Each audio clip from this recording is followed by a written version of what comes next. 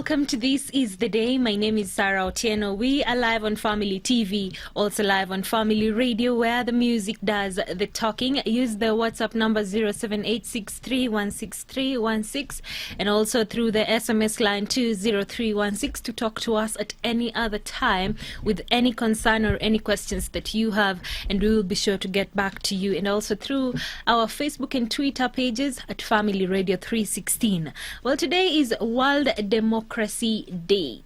And the question that we are asking today is, do you think that our country is a fully democratic republic? Do you think that Kenya is a fully democratic nation?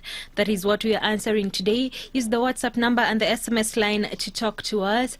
As we get started, now the Deputy President William Ruto has asked politicians to stop turning Kenyans against each other for their own gain. He warned that there was a section of politicians focused on sowing seeds of discord amongst Kenyans to advance their selfish agenda. The Deputy President said violence would never be part of the country's political fabric, and he was speaking at his current residence today during a prayer meeting attended by Narok County religious and political leaders. The DP assured Kenyans that the government would not allow the perpetrators of retrogressive politics to succeed. On revenue allocation, Ruto said the government would ensure that the revenue sharing mechanism translates to a win-win formula. Nataka niwaombe kama kanisa, niwaombe kama Wakristo, na niombe Wakenya wote, sisi wote tukatae mambo ya chuki, mambo ya ugomvi, ukabila, na hiyo maneno ya kujaribu kuwagawanya na kuwapiganisha Wakenya. We must say no as the people of Kenya. We must say no to hate. We must say no to division. We must say no to ethnicity. And we must say no to those who want to split us and cause division and violence in our midst. Violence will never, ever be part of our political dispensation in Kenya.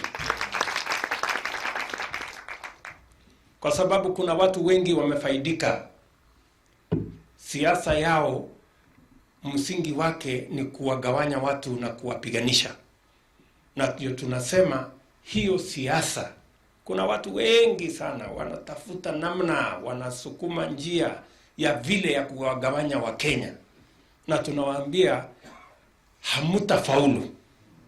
You will not succeed in dividing the people of Kenya along ethnic lines. You will not succeed in putting division and hate amongst Kenyans so that they can fight for your political sake. You will not succeed. Kenya shall be united. Kenya shall be one. We believe in the words of Matthew 5:9 that says, "Blessed are the peacemakers, for they will be called the children of God." That is our portion as a people of Kenya. Well, that meeting was full of sermons and preachings as the Deputy President told off his critics who are unhappy with the engagements and vowed to continue quoting the Bible, saying that his life principles are stronger founded on God's words. Katika kitabu cha Methali 19:17 kinasema hivi: unapompea maskini ama yule asiyejiweza, basi umemkopesha Mungu. And you can imagine, Your Excellency, kama sisi tunaweza kuchukua mkopo mahali na tukarudisha na faida kidogo, ukimkopesha Mungu atakulipa na faida isiyo na kifani. Ule mtu ya kitendawili alikuwa ni last week. Akaambia watu wataita tafeta, huyo Deputy President siku hizi anaquote mambo ya Biblia, hata anashinda bishop, sijui anaenda kanisani, sijui namna gani. So mimi na quote Biblia kwa sababu ndio nimefundishwa. Kama kuna kurasa za mambo ya uganga, mimi sijui, so I cannot quote. Naweza kuendelea na hiyo, mimi sijui. Those who really depends and look and depend on the Lord, watafaulu. Kwa sababu wengine wanategemea farasi, Others depend, their faith in chariots. Others even do in the deep state. But for us, our faith and belief is in the Lord, the living and the Most High, who reigns forever. Mimi mara kwa mara nakuambianga usome Psalms 91, especially verse 7, ambayo inasema thousands will fall on your left and right, but you'll not be hurt. It's my favorite verse. Ile mimi najua ndio mimi nasema. Ama namna gani? Na nyinyi msikue na wasiwasi na hii makelele yote na upinzani na nini. Biblia 1 Corinthians 1:18 says, "For the message of the cross is foolishness to those who are perishing, but to us who are being saved, it is the power of God."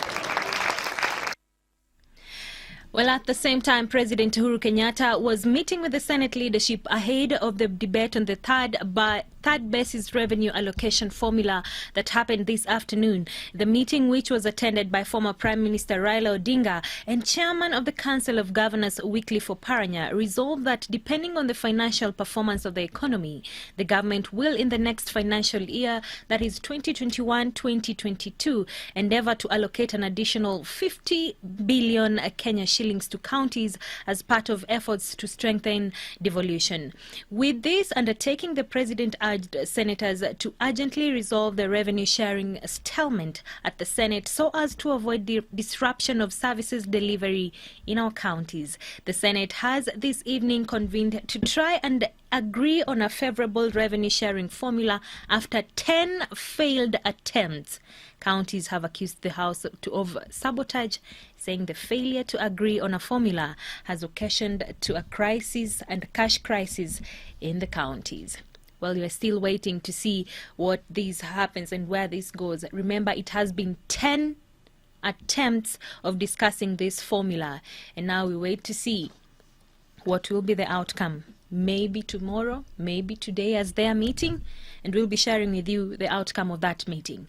Now, a parliamentary committee wants the judiciary to come up with legislative proposals to allow the Deputy Chief Justice to act in the absence of the Chief Justice.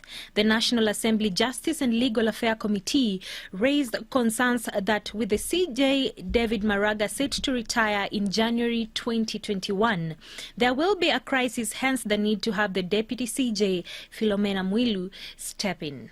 The committee, chaired by Kangema Member of Parliament Muturi Kigono, said that it is important to have a temporary holder of office until a new one is recruited by the Judicial Service Commission. Appearing before the Legal Committee alongside members of the Judicial Service Commission yesterday, CJ Maraga confirmed that he will be proceeding for his 30 days terminal leave on December 12th and that he will be back in office on January 12th, which will be the last day of him in office. Because if it is, we are happy to adopt that. Taking the issue seriously, and can we have, by element of timing, indications as to when whatever is pending in court, which could be the reason we are invoking sub judice, can be off your desks? And I'm saying this, Chair, I'm one MP who still goes to court. A court like Environment and Land Division is completely dead. You cannot move. Can we have a bit of timelines? But number two, could there be agreements in terms of how, as the leadership of the country here seated, all of us together, from the two arms of government, we could intervene with the executive so that we cover these issues? That's what is in court. Enforcement of that order. One of the prayers that are in that case, if my recollection is right, is they are seeking orders that if the president refuses to appoint, then those nominees become judges and start working.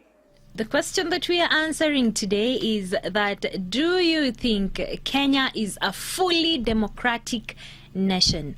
Remember, we fall under the Democratic Nations by law, but do you think we are fully democratic as we celebrate this day, the World Democracy Day? We'll be talking to one Alvins Onano who will tell us more about democracy in our country. But for now, I want to hear from you. Listen into this discussion.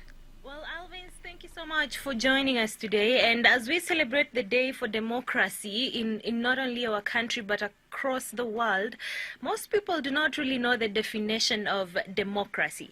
So in your words, how would you define democracy? Thank you once again, Sarah, for having me here. And to describe or rather define democracy in my own term, then it would just be easier to say that it is a space where power is vested in the people. Mm-hmm. Yes. All right. And they say that our country is a democratic country. Would you say the same? A coin is too small, but I really do not know which side of the coin you're standing on. Mm-hmm. But if we really need to look at it from the growth of democracy in Kenya, then I would per se, I would be inclined to say that Kenya is actually a democratic nation, mm-hmm. because the democratic space in our country has actually developed over time. Mm-hmm. There's a period of time where we really did not have that much of a democratic space. And what you did was actually curtailed by what you could refer to as dictatorship. Mm-hmm. Like one Charles Bukowski would definitely say, mm-hmm. the difference in a democratic space and a dictatorial space is that in a democratic space, you can actually vote and take orders later, mm-hmm. whereas in a dictatorial state, you really don't have to waste your time voting. Yeah. So if you go by that, then I would really say that Kenya as a nation has developed in terms of its democratic space. That is why each and every citizen in the new dispensation is actually has a right to actually express themselves freely, and that I think has gone in a long way in making sure that our democratic space has actually developed. Just to answer your question, I would totally agree that Kenya is a democratic nation. All right. And talking of having the power within the people, and the power actually lies with the people. And in this case, we're talking about choosing our leaders, right? And that is just one part of where we can exercise our powers as a democratic nation. Maybe what other areas do you think we can put out our powers? We as the citizens, we as the Mwananchi, where can we exercise democracy? Basically, if now, Sarah, we will be inclined to look at the aspects of democracy because they're divided into three facets. Mm-hmm. There is the political aspect of democracy, the social aspect of democracy, and the economic aspect of democracy. Mm-hmm. Now, if you look at that, it basically encompasses all our systems of life and whatever we do as citizens. Mm-hmm. If you're asking me what else other than the voting system, which is basically under the political aspect of democracy, under the social aspect, we are free to engage in any religion that we want. Mm-hmm. We are free to actually have any social interaction like we want. We are also free to actually move around, do businesses wherever we want. We are also free, and we are actually not inclined to be subdued by the government of the day to not speak of what's on our mind. That is why we see each and every day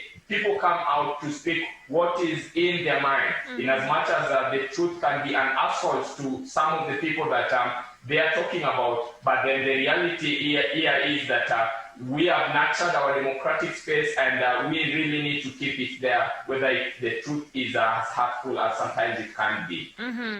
All right. And when we talk about democracy, am I right to say that it has a direct relation to our rights? Because from your definition and from what we are discussing right here, it's basically the rights of Kenyans, the rights of the Mwananchi, as we call it.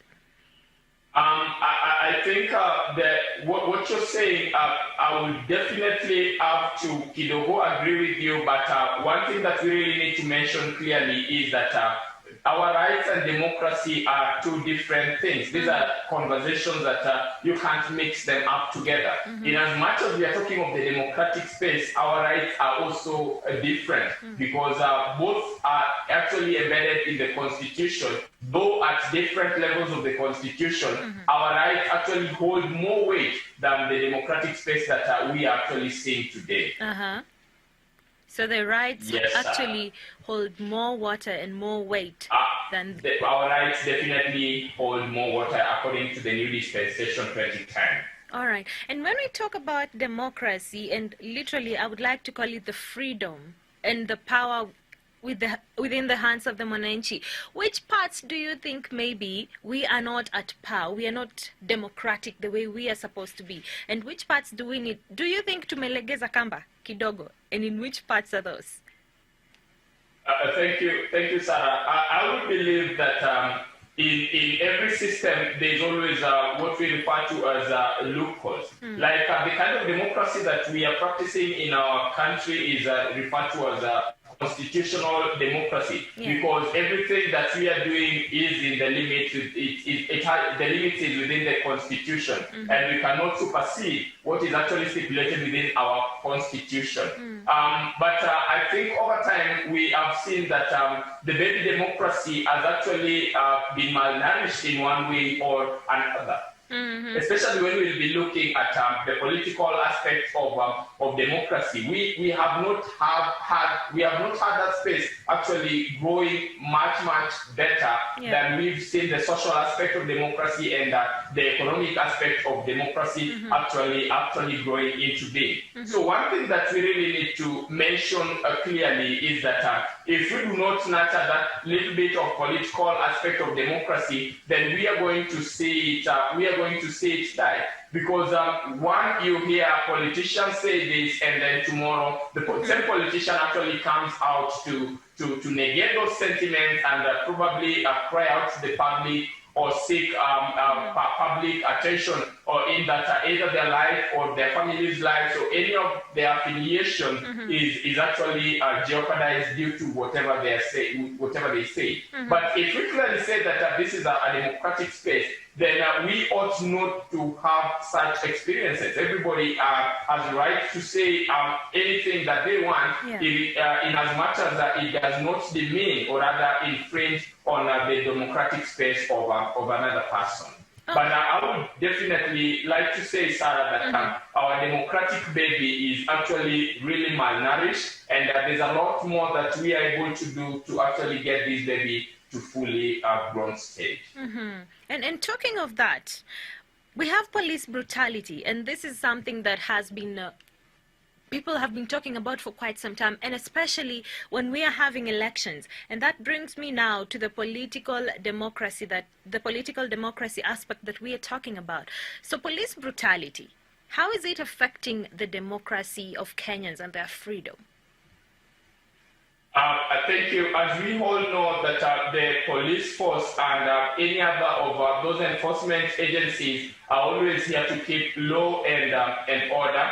And on one hand, sometimes as the citizens, we tend to really take too much on our democratic space and actually infringe against what is stipulated in our Constitution. So the police sometimes come in to try and make us go in the way. But the manner in which they have actually been enforcing that, I think, is what is referred to as brutality, because they are using excessive force, one that is not actually met in that particular situation, or one that they are not supposed to use in that particular situation. But when we look at when we delve deeper into that little bit of police brutality, it has also come of age. It sinks deep into our colonial structure. And when we start to have a discussion on what we really experienced during the time of colonialism, that is what we used to see.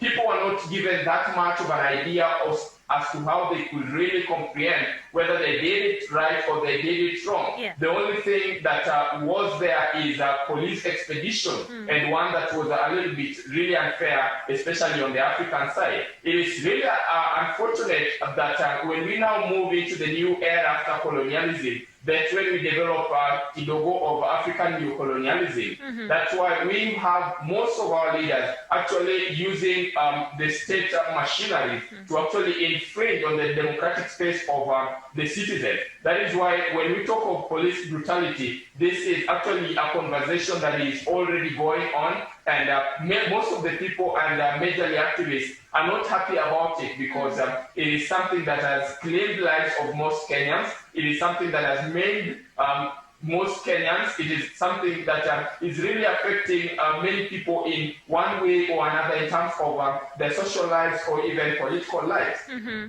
Just like I think it's been on the news just the other day, a senator came out with a claim. I suppose there was justification that his life was in danger, and that is just part of police brutality. The other day, we had a politician who claimed that the state, or whoever he claimed to have warranted for his arrest, actually sent dozens and dozens of police officers to actually arrest one man. It's mockery in its state because when you look at that, then it's also brutalizing in terms of what we have for state machinery. So it's not only happening for the common mwananchi, even for those in power. And talking of that, we have the opposition, that is Mr. Raila Odinga, the former Prime Minister, and now the President joining hands. And this is going to happen in the form of BBI and the handshake that we've all been talking about. Do you think this will help to at least cool down the situation when it comes to brutality and even political democracy for the mwananchi? First of all, allow me to say that the former premier has actually been a great advocate of our democratic space in Kenya, and for that I give kudos to him. And also, our president has also been a little bit, allow me to say that he's been at the forefront. He's been at the forefront in advocating for wider democratic space in Kenya. And the so-called handshake that has been there and the introduction of the constitutional review in form of that particular initiative of the Building Bridges initiative, in one way or another, it either could be able to unite the Kenyans against their tribal lines, because as we've all experienced before, most of our political affiliations is on the basis of our ethnic extraction, and that has always made us to lag behind in terms of our democratic space, because we are talking on the basis of which language are you speaking? And if that is the case, then I can agree with you. Which language are you speaking? If you speak a different language from me, then definitely, whether you have a clear picture of what you want to do for this particular nation, then we cannot agree because, excuse me, we are not from the same ethnic extraction. Then the Building Bridges initiative, I think it's also been marred with a lot of politics, and people are just saying that it's for that particular political class to embed themselves, or rather entrench themselves further into the powers of the governing of this particular state. And I do not know what people want to believe, because people are getting it straight from what the politicians are saying, and they have actually not read this particular document. That is why the period of 2010, we struggled and we managed to actually have a new constitution after a lot of deliberation straight from 1997. And now I think it's also time for us to have a review, because people keep poking holes because of their self-actualization interest in the constitution, or what actually they want to have vested for themselves personally. So I think and I believe that if the Building Bridges initiative constitutional review actually comes into light and people get to read it, then it is one of the ways that can be able to actually push us to the next step in terms of the development of our democratic space. But let's not actually be shaken, or let's not actually dip our heads in the sand by thinking that a mere handshake is going to save us, or rather is going to help us improve on our democratic space. It takes every person's initiative to actually build on that. It is not a two-man thing to actually do it so that it gets a representation of the whole of Kenya. They could be our political leaders, but we also have a responsibility on building that democratic space. Wow. So if I'm getting you right, and what you've just said as we finalize this, is we all have a responsibility when it comes to nurturing and making sure that we have a good democratic space for ourselves. Definitely, Sarah. Each and every citizen has that responsibility that will end up cultivating this democratic space to grow into something much, much better. Yeah. I yearn for that day when in Kenya, when we line up to vote, it will actually count. I yearn for that day because of the representative type of democracy that we practice with our leadership. I yearn for that day when a leader is about to make a decision that is going to directly affect the citizen, then they can come down and engage us and ask us if this can really work, instead of making decisions and then running away to stay somewhere actually which is so far from their constituency. But allow me to say that it is the responsibility of each and every citizen to play their part in cultivating the democratic space. I love that. Thank you so much, Alvin. I really appreciate this.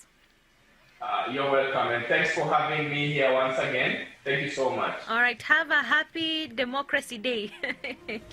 We are live on Family Radio, also live on Family TV, where we're keeping Jesus on the airwaves. Thank you so much for joining the show this beautiful evening. Moseti, asante sana for tuning in today. I also have Magdalena saying, I am tuned in and listening to that conversation. Asante sana. Sarah Onevashe saying that conversation is really, really helpful. And on the question of the day, Paris from Kabete, you're saying, I think Mwananchi has not been given the power to exercise democracy fully, simply because our democracy is ruled and dictated by politics. Okay. Thank you so much, Paris, for that. She's here, you're saying, Kenya and Africa at large cannot survive entirely on 100% democracy.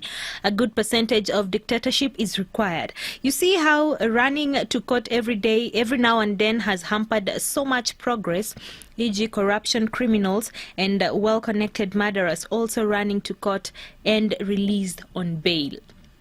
It's very unfortunate. Esi Kimenyi are saying Kenya is 101 democratic on paper, but vitu kwa ground ni different. I like that. Thank you so much for your response. And this is John Abanda from Luocho, Bungoma, and you're saying asante kwa Mungu.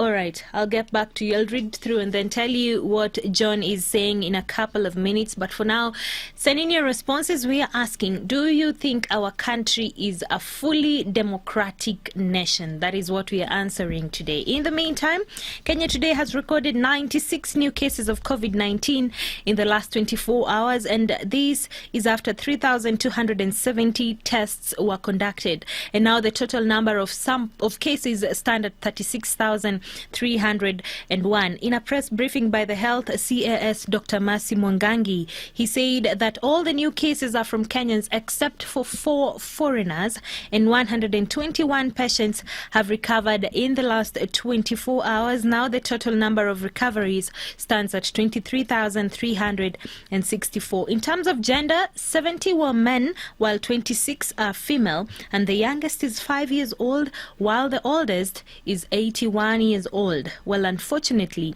10 more patients succumbed to COVID-19. Today we have 96 people who have tested positive from a sample size of 3,270 tested within the last 24 hours. This brings to total our confirmed positive cases in the country to 36,301.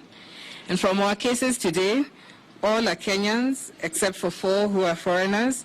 And in terms of gender, we have 70 of them being male and 26 of them being female, with the youngest being a 5-year-old child and the oldest being 81. Today we have 121 people who have recovered 97 of them are from the home-based care program, whereas 24 have been discharged from various hospitals. And so we have a total number of 23,364 recoveries to date. And we continue really to appreciate our healthcare workers for their continued dedication to duty. With regards to our fatalities, sadly today, 10 patients have succumbed to the disease, bringing our fatality rate to 634, and our condolences are passed to the family and friends of those who've lost their loved ones. The CAS actually noted that our country has made significant gain against the fight towards the fight against COVID-19, but she actually warned that it will be reversed if Kenyans do not adhere to the government's directives. That is a warning from the Ministry of Health, and they've been talking about this for quite some time now. Now, the Kenya Union of Domestic Hotels, Educational Institutions, Hospitals and Allied Workers, that is KUDEIHA, today asked Education Cabinet Secretary Professor George Magoha to pay school fees school non-teaching staff, that is schools non-teaching staff. KUDEIHA Secretary General Albert Njeru questioned why school support staffs were not yet receiving their payment, despite the release of 12.5 billion shillings from the National Treasury. Njeru added that failure to pay the non-teaching staff will complicate the planned reopening in January due to the over 6 months late payment. The Sec General wanted the explanation as to why the money had not yet been sent to teachers and workers, despite the Ministry of Education receiving these funds from the National Treasury. Ya kushangaza ni ya kuwa mpaka leo wafanyikazi wetu wa mashule, shule ya upili, colleges, wangali wanataabika, pesa haijafika kwa mashule yao. Juzi tunaona kwa mitandao ya kuwa mfanyikazi mmoja wa kule Kisumu analia. Can imagine mfanyikazi ambaye analipwa 10,000 analia kutoka mwezi wa March mpaka siku ya leo anjalipa hata dururu. You pretend as if you don't know what cash flow in government looks like.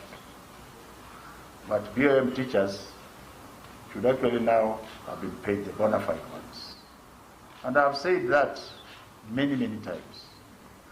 The cabinet and the government approved their payment over 6 weeks ago. And that position has not changed. So let us not waste so much energy discussing non-issues. We are also going to ensure that money for the payment of all other non-academic workers in schools is made available and forwarded to them. Well, Professor Magoha has been on the spot over the payment of Board of Management teachers who claimed not to have received their payment up to now. And now we have the non-teaching staff also complaining of the same. Remember to send in your responses on the question of the day. It is, do you think that our country is a fully democratic nation? Send in your responses. This is John from Membly, and you're saying, hello, Sarah. To be honest, Kenya is not a fully democratic country, reason being the selfish leaders we have. They are acting as if they were they elected themselves, forgetting to those they are acting as if they elected themselves, forgetting to help those who elected them. John from Membly, thank you for that response. I also have Moses, and Moses, you're saying maneno ya democracy tuliachia history book. Really, asante sana. I really appreciate that. Now let's go to some international news. Now, smoke from fires rampaging on the west coast wafted into the atmosphere above northern Illinois, turning the skies a shade of milky white and potentially making the week's temperature a bit cooler. And this is according to forecasters. The atmospheric effect came from mega wildfires burning significant land with the last few days in Oregon, California and Washington state. At least 35 people have been killed and 24 in California alone. The thousands of those that have lost their homes in the blaze, which have darkened west coast skies with ash, and smoke. And it is not unusual for smoke from various regions to reach northern Illinois, especially from large fires, according to Mark Ratners, a meteorologist from the National Weather Service Chicago area office.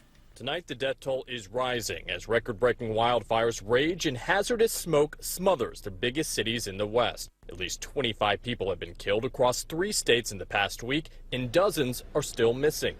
Mary Joyner is fighting back tears as she tells us how her beloved 92-year-old Aunt Violet begged to be rescued from the home they shared in Phoenix, Oregon. She kept calling me on my cell phone at work, yelling at me to come get her. And I kept trying to tell her, I can't come get you, Auntie Vi. They won't let me in. I says, just get the hell out of there. But the fire spread too fast, destroying hundreds of homes, including Mary's. Her grief unbearable as she heard her aunt's last voicemails. I just had my son take all those messages off. Every time I close my eyes at night, that's all I hear or see. Officials in Oregon are warning of a mass fatality incident. The flames have incinerated at least 6 towns. We are hearing reports that as the winds start to move back on shore, we may have gusting starting this afternoon. We're very worried about that. Seattle, San Francisco, and Los Angeles are all reporting some of the worst air quality in the world. Check out the view out the window. That thick smoke, it looks like a fog over the beaches in Los Angeles County. At least 100 fires are burning in at least 10 states tonight. The Bobcat fire near Los Angeles today forced new evacuations as President Trump is set to visit the state tomorrow. From the air and on the ground, 16,000 firefighters are battling 29 major fires here, many working non-stop for nearly 2 months. More than 3.3 million acres, roughly the size of Connecticut, have been scorched this year alone, 27 times the amount burned at this time last year. The North Complex fire has killed at least 12 people and damaged or destroyed 2,000 structures. We are experiencing weather conditions the likes of which we've never experienced in our lifetime. Back in Oregon tonight, Mary is haunted by the fear that her aunt and her pets did not make it. I'm hoping the smoke got her, and she just went to sleep. Well, these fires have been ongoing for more than a month now, and our prayers are with the people of California. Now, still in California, a church is rejoicing over the record number of baptisms that took place on September 12th, that is last Saturday. And the Calvary Chapel Church in Chino Hills held the outdoor baptism at Corona del Mar State Beach in Newport Beach, where nearly 1,000 people made a public declaration of their faith to Jesus Christ. The church director Gino Gleason said that California may be experiencing a spiritual revival, and she explained that the typical number of candidates for baptism is always 3,000, but Saturday saw more than 3 times this number.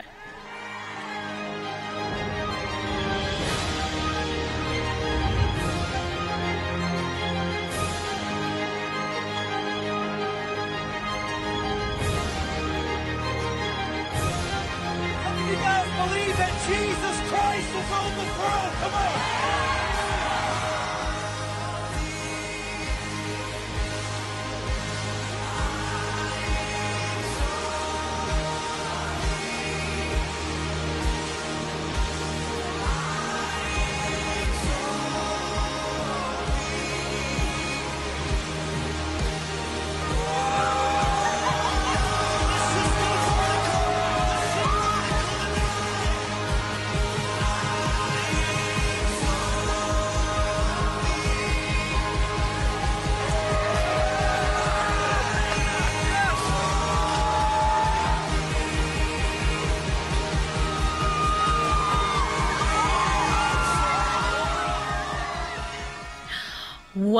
Wow. And if you're listening on radio, you will hear the expressions that these people are making, the joy that comes with baptism. Remember that it is the same place where they're having fires on one side of California, and on the other side, more than 1,000 people gave their lives to Christ through baptism.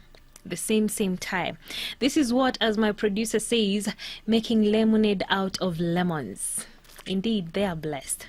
Someone is asking me, when is the time for prayer circle? You always send in your response in the evenings. don't worry. Prayer Circle is coming in immediately after this show from 7 to 8 p.m. So send in your prayer requests, also your praise reports, because it's always beautiful and good to give thanks whenever our prayers are answered. Tomorrow morning we have Jam 316, and also after that a celebration of music on Family Radio, and then I will see you again tomorrow. But for now, thank you so much for watching, and from me and all and the whole group and the whole crew of This Is The Day, it's a good night. See you tomorrow. For this and more of our shows, log on to www.familymediaonline.com to enjoy a wide variety of programs, from current affairs to testimonials and features, pastoral and inspirational shows, kids entertainment, and so much more. Also stream live on www.familymedia.tv.